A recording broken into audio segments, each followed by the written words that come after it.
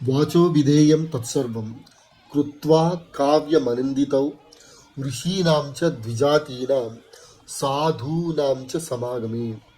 ఈ శ్లోకం లవకుశల యొక్క ప్రతిభను, అలాగే రామాయణం ఎలా ప్రచారంలోకి వచ్చిందో వివరిస్తుంది. ఇక్కడ శ్లోకంలో వాచో విధేయం అనే పదం ఉంది.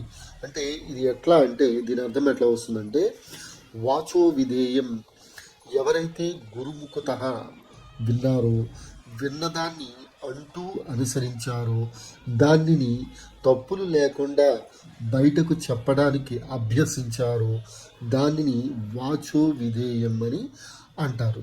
అయితే ఇక్కడ రామాయణ కావ్యాన్ని ఎవరైతే వాల్మీకి మహర్షి రాశారో, ఆ వాల్మీకి రచించిన రామాయణ కావ్యాన్ని లవకుశులు ఇరువురు కంఠస్థం చేసి, అనంతరం వారు ఋషులు, బ్రాహ్మణులు మరియు ఉత్తమమైన పురుషులు ఉన్న సభల వద్దకు వెళ్ళి ఆ రామాయణం యొక్క గానాన్ని వినిపించారు అని ఈ శ్లోకం మనకి తెలియచేస్తుంది.